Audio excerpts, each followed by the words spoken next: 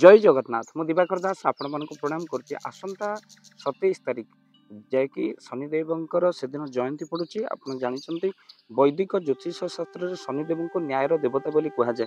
आउ एही क्रम में शनिदेव वर्तमान मीन राशि रे विराजमान करछंती जे कि 27 तारिख दिन शनि जयंती पड़ुछि। एही दिन मीन राशि को शुक्र मध्य चलन करेंगे। गोटे राशि रे शनि शुक्र मिलन हेब, तेणु शुक्ल जोग मध्य रही जहाँ अतिशय शुभ जोग बोली कहा जाए। शनि जयंती पड़ुଥିବା ए दुईटी दुर्लभ जोग किसी राशि बेस लाभदायक हम। तेणु से राशि किए जो राशि शनि कृपा प्रथम राशि हूँ मिथुन राशि। मिथुन राशि व्यक्ति शनि जयंती पड़ुଥିବା ए दुईटी दुर्लभ जोग ये राशि भाग्य को निश्चिंत भाव में चमकाइब।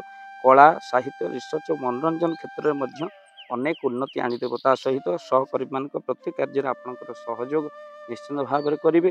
व्यवसाय अग्रगति घटो, घरे लगी अशांति दूर हो। मिथुन राशि व्यक्ति विशेष मानक नुआ जीवन साथी मिल लव रिलेसन अति भल। विद्यार्थी मान कृत कार्य हे। मिथुन राशि जो रही जहाँ दुख कष्ट रही दूर हो। राशि हूँ तुला राशि। शनि जयंती पड़ुवा दुर्लभ जोग यह राशि को निश्चिंत भाव में धनवान कर। तुला राशि व्यक्ति जो ऋण आनी सुझी पारना से ऋण निश्चिंत भाव में आस्ते आस्ते सुझी हो। जो दीर्घ दिन हम चाकरी कर चाकरी रही संतान सुख रही सहित विदेश जीवार यात्रा रही। पुराण आपण निश्चिंत जो विनियोग कर धन टंका संपत्ति से लाभ निश्चिंत भाव में प्राप्ति करेंगे। राशि हूँ मकर राशि। मकर राशि व्यक्ति विषय शनि जयंती पड़ुवा दुर्लभ जोगरे आपण कर्म क्षेत्र में किसी बड़ दायित्व मिल जाए। दरमा आपण निश्चिंत भाव में वृद्धि हो।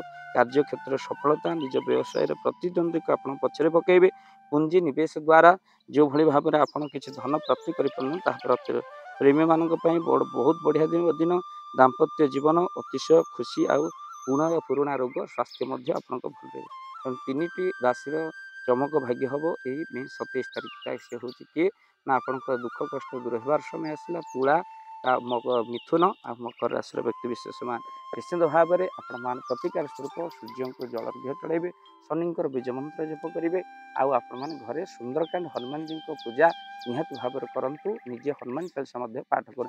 जदि आपण घरे सुंदरकांड हनुमान जी को पूजा करने चाहते स्क्रीन में चलता नंबर एवं कॉल करूँ। वीडियो को निहत भाव में शेयर करेंगे। चैनल जदि नुआ चैनल को सब्सक्राइब कर दिखाँ। जय जगन्नाथ जय जगन्नाथ मु दिवाकर दास आपण मानक प्रणाम करुच्ची। प्रत्येक वर्ष पर ए वर्ष साधु संघ राम रंग कार्यक्रम बा श्रीराम कथा आसंता 12 तारिख आरंभ हो 20 तारिख दिन यज्ञर पूर्णाहुति होउची। तो आपण माने बहु संख्यार 20 तारिख दिन ये पूर्णाहुति कार्यक्रम में जोगदेवा सहित आपण प्रति वर्ष पर आपण जदि दान राशि पठेबा पई चाहूचंती उक्त यज्ञ रे आपण जदि किसी सहयोग राशि पठेबा पई चाहूचंती दान पठेबा पई चाहूचंती स्क्रीन रे चलथिबा नंबर रे सीधा सड़क आपण पठेई परिबे। एहा होची फोन पे नंबर आ जो नंबर रे आपण माने पठेई परिबे आपणकर दान राशि। जो माने दान राशि पठेबा पई चाहूचंती निश्चिंत भाव में आपण माने 20 तारिख दिन पूर्णाहुति पूर्व आपण माने दान राशि पठेई पारिबे। आउ आपण मानक समस्त अनुरोध रहिला जगतसिंहपुर बिरडी बालिया ये अधमर जन्मस्थान। तेणु आपण मान निश्चिंत भाव में पूर्णाहुति 20 तारिख दिन आसी पहुँचले पूर्व 12 ରୁ 20 तारिख मध्य आसी पहुँचले बहुत खुशी हेबी। आपण माने समस्त अनुरोध रहिला आपण समस्त आसीबा सहित आपण दान राशि जेतिके आपण श्रद्धा गुंडुची मूषा भली उक्त यज्ञ कार्य को पठेई पारिबे। जय जगन्नाथ जय पंचसखा।